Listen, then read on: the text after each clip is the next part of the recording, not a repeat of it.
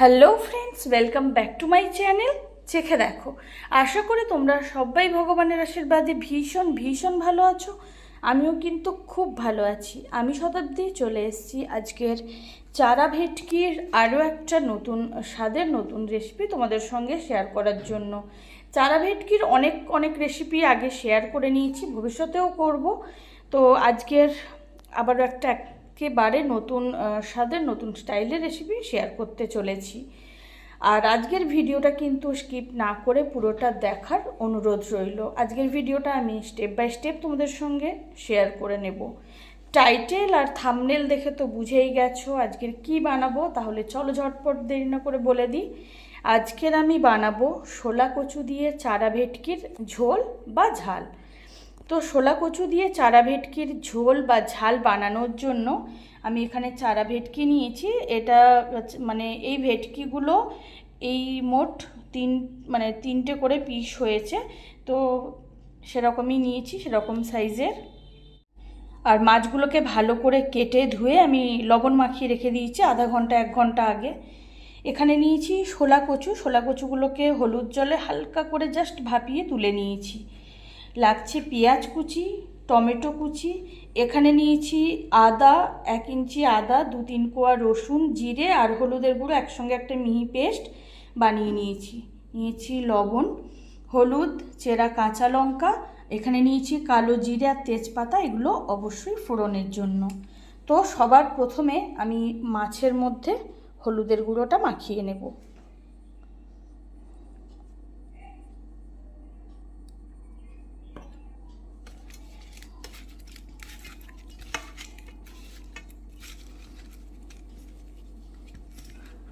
আর মাছগুলো দেখেই তো বুঝতে পারছো বন্ধুরা, এগুলো কিন্তু একেবারেই চারা ভেটকি।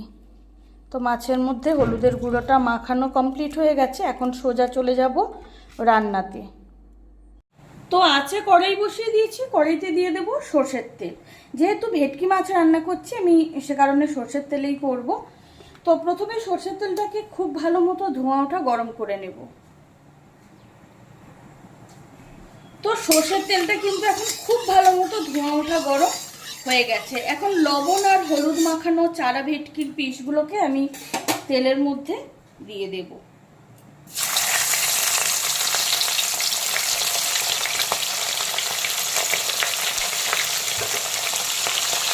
মাছের একটা পিস ভালো মতো ভাজা হয়ে গেলে, মিডিয়াম ফ্রাই হয়ে গেলে আমি মাছের পিসগুলোকে উল্টো করে দেব।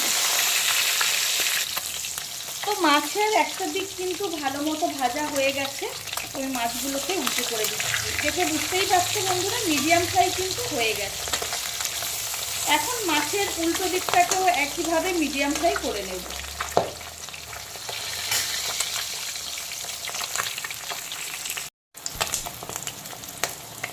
তো এখন কিন্তু মাছের দুটো দিকই খুব ভালো করে ভেজে নিয়েছি।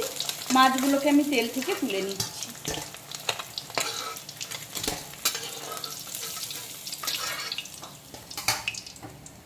এখন চারা ভেটকির বাকি পিসগুলোকেও আমি তেলের মধ্যে দিয়ে দিচ্ছি।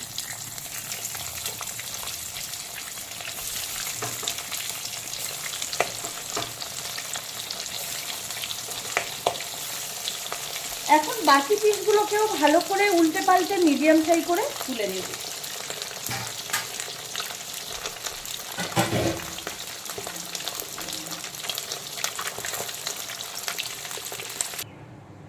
এখন কিন্তু সবগুলো মাছ ভেজে তুলে নিয়েছি, খুব ভালো করে মিডিয়াম ফ্রাই করে নিয়েছি। এখন আমি এই মাছ ভাজার তেলে দিয়ে দেব হলুদ দিয়ে ভাপানো শোলা কচু। শোলা কচুগুলোকেও হালকা করে ভেজে তুলে নেব। আর রান্নাটা আমি এই কারণেই ঝোল বা ঝাল বলেছি, এটা দিয়ে কিন্তু দুটোই খাওয়া যায়। এটা দিয়ে ঝোলও ভালো লাগে, আবার শুকনো গামাখা ঝালও কিন্তু ভীষণ ভালো লাগে। সে কারণে তোমাদের যেটা পছন্দ, যেরকম তোমরা পছন্দ করো ঝোল কম বেশি গ্রেভি, সেটা বুঝেই কিন্তু রান্নাটাতে জল দেবে।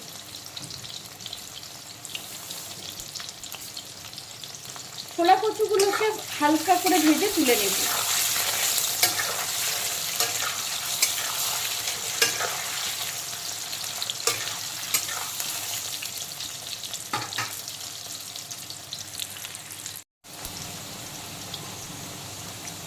ছোলা কচুগুলোকে ভালো করে ভেজে নিয়েছি। এখন ছোলা কচুগুলোকে আমি তেল থেকে তুলে নেব।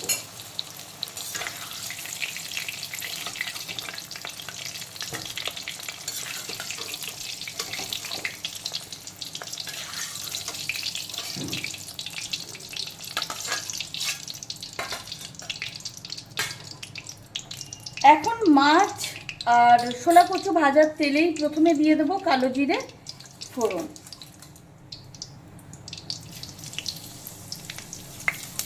এটাতে তোমরা 5 ফোড়নও অনায়াসে ব্যবহার করতে পারো। দিয়ে দিচ্ছি তেজপাতা,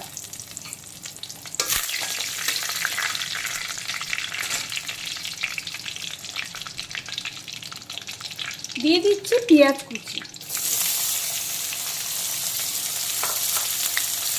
দিয়ে দিচ্ছি টমেটো কুচি, আর দিয়ে দিচ্ছি চেরা কাঁচা লঙ্কা। দিয়ে দেব স্বাদ মতো লবণ।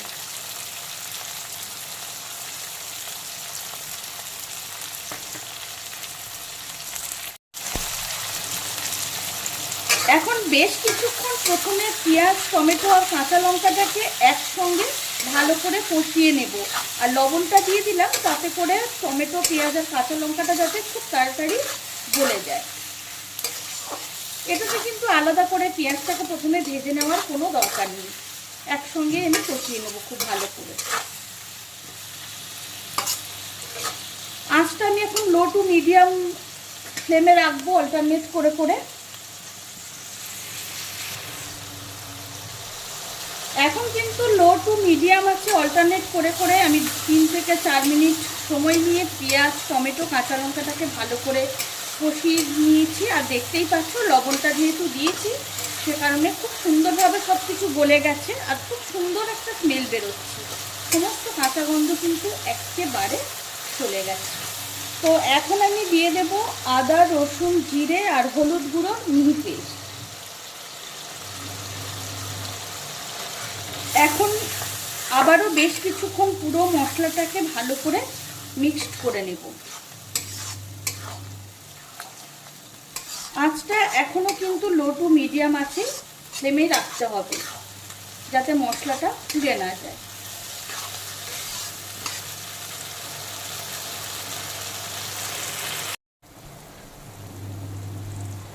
তো এখন আবারও 2-3 মিনিট সময় নিয়ে মিহি পেস্ট দেওয়ার পরে আদা রসুন জিরে আর হলুদ গুঁড়োর মিহি পেস্টটা দেওয়ার পরে আবারও ভালো করে মিক্স করে নিয়েছি।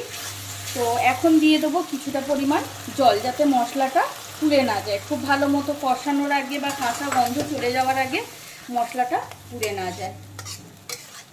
এখন আবারও বেশ কিছুক্ষণ মশলাটাকে খুব ভালো করে কষিয়ে মশলার থেকে কাঁচা গন্ধ চলে যাওয়া পর্যন্ত আর মশলার চারদিক থেকে তেল ছাড়া পর্যন্ত কষিয়ে একেবারে ভাজা ভাজা করে নেব।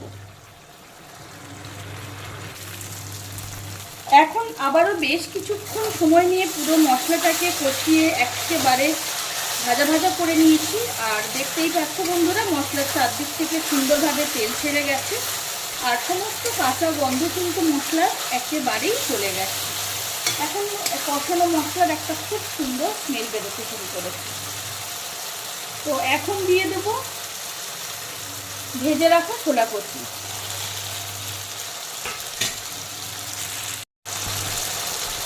ছোলা কচুগুলোকে কষানো মশলার সঙ্গে আবারও 2-3 মিনিট কষিয়ে নেব।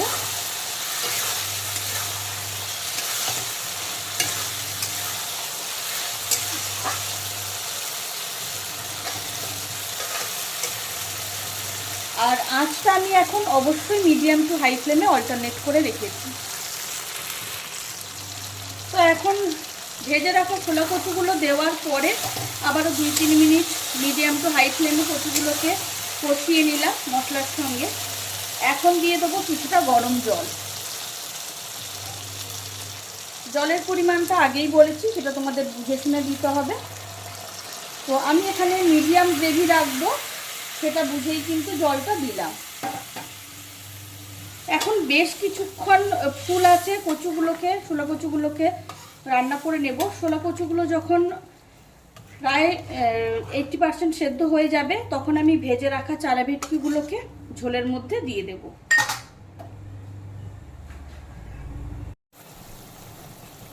তো এখন প্রায় 4-5 মিনিট সময় নিয়ে ঝোলের মধ্যে শোলা কচুগুলোকে ভালো করে ফুটিয়ে নিয়েছি, রান্না করে নিয়েছি। এখন কিন্তু শোলা কচুগুলো প্রায় 80 থেকে 85% সেদ্ধ হয়ে গেছে। এখন আমি ভেজে রাখা চারা ভেটকিগুলোকে ঝোলের মধ্যে দিয়ে দিলাম। এখন আবারও 2-3 মিনিট সময় নিয়ে ফুল আছে বাকি রান্নাটা আমি করে নেব। তাতে করে মাছের মধ্যে মশলার ফ্লেভারটা খুব ভালো মতো ঢুকবে, আর মাছের কাতটা ঝোলের সঙ্গে আর শোলা কচুর সঙ্গে খুব ভালো মতো মিশবে। আর আঁচটা কিন্তু অবশ্যই ফুল ফ্লেমে রাখতে হবে, তাতে করে কড়াইতে সমানভাবে চারদিক থেকে আঁচটা লাগবে। তো ভেজে রাখা চারা ভেটকিগুলো দেওয়ার পরে আমি আবারও 4-5 মিনিট সময় নিয়ে ফুল আছে বাকি রান্নাটা করে নিয়েছি। এখন কিন্তু শোলা কচুটা খুব সুন্দরভাবে সেদ্ধ হয়ে গেছে, আর সেই সঙ্গে আমার আজকে রান্নাটাও একেবারে কমপ্লিট। আমি উপর থেকে এখন ছড়িয়ে দিচ্ছি কিছুটা ধনেপাতা কুচি। আর আমি এখানে যেরকম বলেছিলাম মিডিয়াম গ্রেভি রাখবো, আমি মিডিয়াম গ্রেভি কিন্তু রেখেছি, একেবারে শুকনো করিনি, আবার অনেকটা ঝোল ঝোলও করিনি। তবে আবারও বলছি, এটা কিন্তু ঝোলটাও ভীষণ ভালো লাগে। তো আমার আজকে রান্নাটা কিন্তু একেবারে কমপ্লিট। শোলা কচু দিয়ে চারা ভেটকির ঝোল বা ঝাল একেবারে রেডি। আঁচটা আমি এখন বন্ধ করে দিলাম। এখন একটা বড় ছড়ানো পাত্রে ঢেলে গরম গরম ধোঁয়া ওঠা ভাতের সঙ্গে সার্ভ করে দেব। তাহলে বন্ধুরা, তোমাদের সঙ্গে চারা ভেটকির আজকের বা শোলা কচুর আবারও একটা নতুন স্বাদের নতুন রেসিপি শেয়ার করে নিলাম। খেতে জাস্ট অনবদ্য হয়। এগুলো কিন্তু আমাদের একেবারে ঘরোয়া রান্নার রেসিপি, ভীষণ ভালো খেতে হয়, যে কারণে তোমাদের সঙ্গে শেয়ার করে নেওয়া। তো তোমরাও এইভাবে শোলা কচু দিয়ে চারা ভেটকির ঝোল বা ঝাল বাড়িতে অবশ্যই ট্রাই করো, বা এমনি নর্মাল বড় সাইজের মাছ হলেও কিন্তু খেতে ভীষণ ভালো লাগে। তো যে কারণে তোমাদের সঙ্গে শেয়ার করা। আর আমার আজকের ভিডিও তোমাদের কেমন লাগলো সেটা কিন্তু কমেন্ট করে জানাতে একেবারেই ভুলো না। আমার আজকের রেসিপি যদি তোমাদের ভালো লেগে থাকে তাহলে অবশ্যই অবশ্যই লাইক কমেন্ট শেয়ার করো, চ্যানেলটিকে সাবস্ক্রাইব করে দিও আরও অনেক অনেক ভালো ভালো নতুন নতুন রান্নার রেসিপি পেতে। পাশে থাকা বেল আইকনটি অবশ্যই প্রেস করে দেবে, তাতে করে আমি যখনই কোনো নতুন রান্নার ভিডিও আপলোড করব সবার প্রথম তোমরা নোটিফিকেশান পাও। চারা ভেটকির বা শোলা কচুর আবারও কোনো নতুন স্বাদের নতুন রেসিপি নিশ্চয়ই তোমাদের সঙ্গে শেয়ার করে নেব খুব তাড়াতাড়ি। ভালো থেকো, সুস্থ থেকো, আজকের মতো বিদায়।